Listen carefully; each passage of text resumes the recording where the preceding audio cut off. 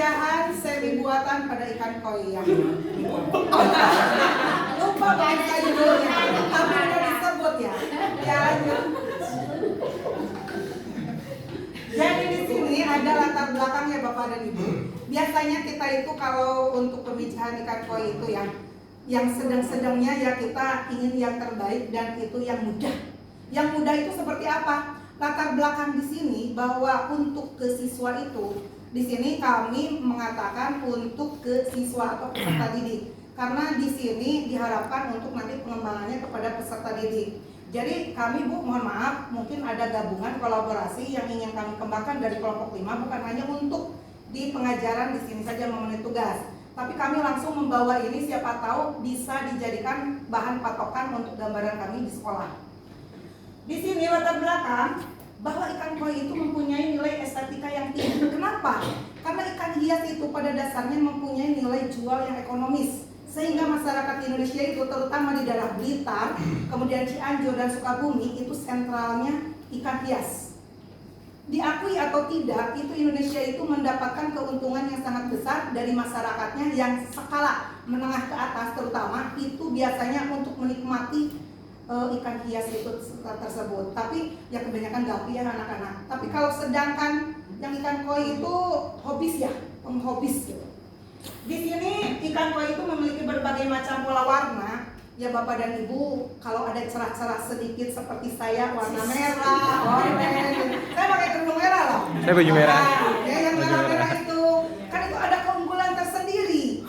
Ada keunggulan, ada pola, ada warna. Dan kami memakai halnya ikan hias ini sebagai ikan nasional dari negara Jepang. Bapak dan Ibu, apa ikan yang kami maksud di sini? Dari negara Jepang. Koi. Oh jelas seperti itu. Tujuannya dapat mengikuti dan mengetahui proses produksi secara langsung. Di sini kami mengikuti diklat ini untuk mengikuti prosesnya, tetapi mungkin ada dan Bapak dan Ibu yang punya pengalaman. Tapi kami di sini ada yang belum pengalaman, termasuk saya sendiri. Jadi intinya untuk mengetahui proses produksi secara langsung itu seperti apa gitu. Bahkan untuk di sekolah sendiri, kalaupun yang belum punya sarana prasarana, itu kenyataannya mungkin ada dukungan dari sekolah, tapi mungkin aja tidak punya dukungan. Itu kerasa banget bagi yang ada dukungan atau tidak ada dukungan. Kemudian mengetahui permasalahan dan alternatif pemecahannya. Mungkin tadi karena beberapa kelompok yang sudah presentasi ya Bu ya, saya juga baru tahu nih, oh ada minyak cengkeh yang akan digunakan. Mungkin kita bisa sama-sama mengikuti. Itu wawasan dari ilmu pengetahuan yang baru bagi kami. Ya, jangan tidur loh Mas. Perencanaan produk pemijahan ikan koi. Di sini kami menentukan untuk PJBL ya. Perencanaannya mungkin kami itu dari jadwalnya sendiri, bagaimana metodenya, prakteknya seperti apa yang harus kita lakukan dengan siswa nanti, apapun outputnya itu harus kita ketahui. Di sini PJBL itu butuh banget untuk guru perikanan, itu intinya. Dan di sini ada, kalau memang kami menggunakan sistem pemijahan semi buatan, ya kami di sini menggunakan, tapi yang mudah diterapkan di sekolah mungkin itu ya bagi kami. Pemanfaatan hasil untuk menghasilkan ikan koi berkualitas tentunya kita dari induk dulu.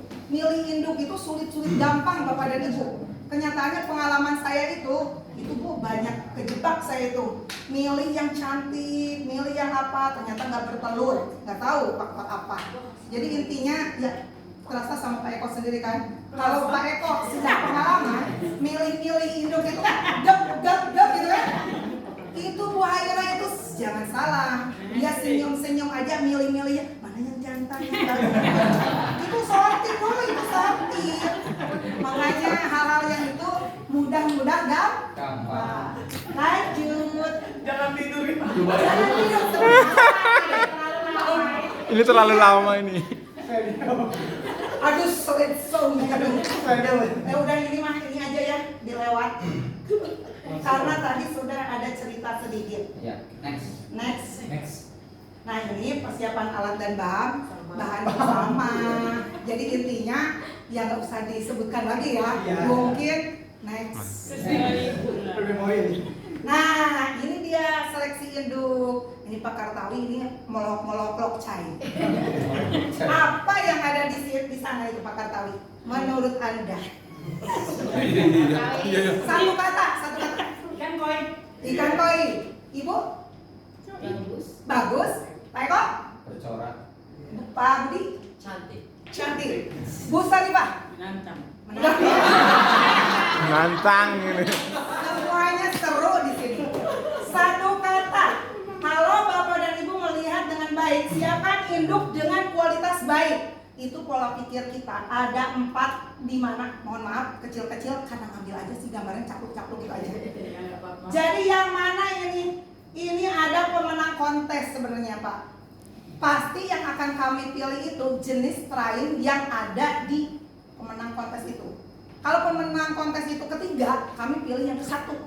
Di sana itu ada yang ke-1, Grand Champion gitu kan. Ye gitu kan. Lanjut. Nah, di sini ada ciri induk jantan matang gonan. Iya. Pak Asep nggak usah bertanya. Pak Asep kan udah jantan. Di sini tulisannya ini udah gede nih. Ada hurufnya jantan. Nih, jantan umur sekitar 2 tahun, bentuk tubuh pipih dan tidak lebih besar dari kepala. Itu bukan lohan, bukan jenong gitu ya. Nah, di sini Pak siapa ya? Pak. Oh, Novita. Pak Novita. Pak Novita. Jadi ibu sekarang. Bu Novita, karena ini jantan harus bisa membedakan dong. Kalau bisa saran saya itu ibu-ibu. Bagaimana yang Anda lihat jika ada gambar seperti ini? Terang benderang? Pornografi. Itu biologi.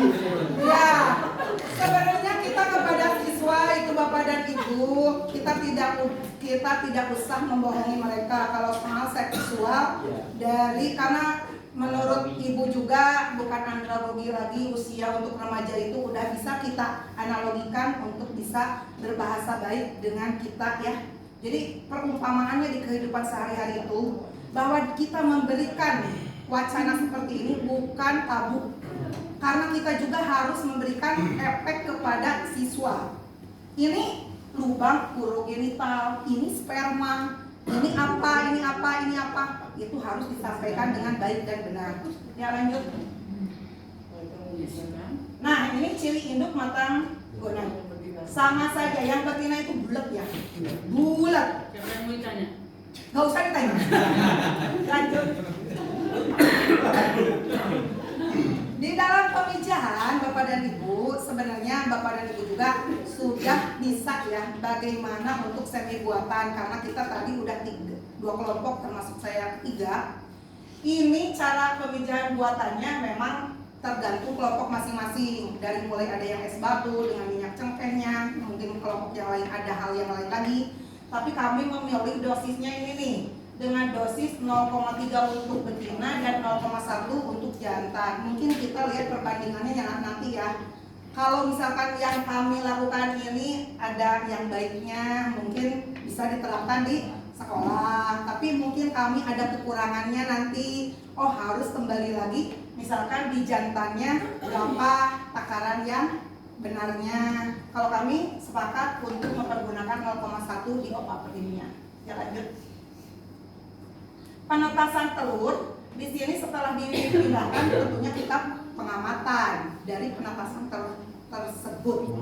Jadi ada pengamatan yang misalkan ada hama dan penyakitnya, mungkin saja itu bayi-bayi orok-orok dari ikan-ikan itu ya, yang tidak kita lihat ada jamurnya, kita bisa pisahkan. Ya lanjut. Nih di hari ketiga setelah menetas larva diberikan pakan artemia. Nah di sini kami kenapa langsung artemia, tetapi tidak menutup kemungkinan ada pakan yang lain yang diberikan. Itu fleksibel aja sih Bapak dan Ibu sesuai dengan kebutuhan ya. Selanjutnya diberikan pakan pelet sesuai bukaan mulut ikan, yaitu perlu. Karena di dalam konteks daripada guru perikanan, kalaupun ikannya tidak sesuai diberikan pakan dengan semestinya, itu ada yang kanibal, ada yang mungkin saja mati secara mendadak. Kalau pengelolaan kualitas air dan sebagainya tidak benar, itu akan terjadi hal-hal yang tidak kita inginkan. Ya, begitulah Pak Eko. Pencegahan hama dan penyakit mungkin di sini karena di hatchery ya Bu ya. Ini masih tertata. Disebut tertata itu ya apa ya Bu ya? Mengikuti, terkontrol lah. Tapi kalau di sekolah kita, maksudnya yang belum punya hatchery yang kayak gitu, kadangkala hawa, udara dan sebagainya itu terkontaminasi ya. Lanjut. Pemanenan kami mengimplementasikan bahwa penerapan itu dipanen ya. Untuk skala yang tadinya benih itu kami harapkan mungkin aja sama, ada yang panennya 2 sampai 3 cm. Kemudian dengan harga jual, berapa harga jualnya Pak Adi? 1.000 sampai 5.000 katanya harganya. Yang ingin kelompok kami harapkan. Maka analisis usahanya dengan BEP yang seperti itu otomatis kalau 1 sama dengan 1 balance, kalau 0,1 saja itu udah lebihnya 0,1, BEP-nya itu pasti di atas sekian. Kami sudah mengukur, sebenarnya ada rumusnya di sini. Tapi karena kami malam jam 2 itu ada kelompok kami yang bepergian ke sana kemari sampai ke rumah sakit, saya ajarin kontak-kontaknya sampai jam 2. Ya belum sempat sih Bu dimasukkan. Ya lanjut. Bisa. Aku kalau ngomong itu sejujurnya loh Pak Kakak. Nah, ini anggaran biaya. Mungkin ada sedikit-sedikit yang berbeda ya nggak apa-apa. Namanya juga pembelian dari bahan dan alat itu kan nggak sama satu toko. Kami ada yang dari Shopee, ada yang dari toko ini. Bisa toko nanti jadi temuan gitu. Nanti temuan SPJ-nya. Iya. Ini makanya. Ngomel bendahara.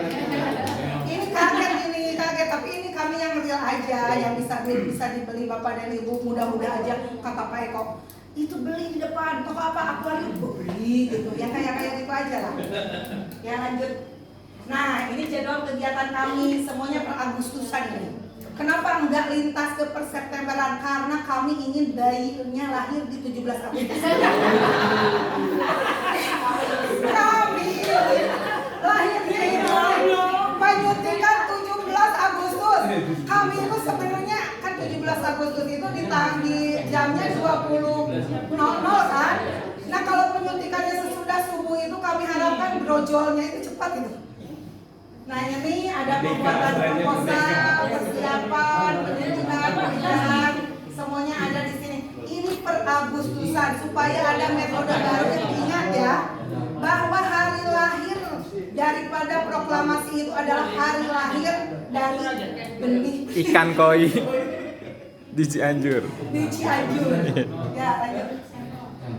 Dadah, ini kelompok kami. Ada pantunnya, tapi bahasa Sunda. Kalau Bapak dan Ibu ingin tahu, ya terjemahkan sendiri. Pipiti di Bungawari. Ada surat panganti nyenangkeun diri, mangpaat dunia akhirat. Amin.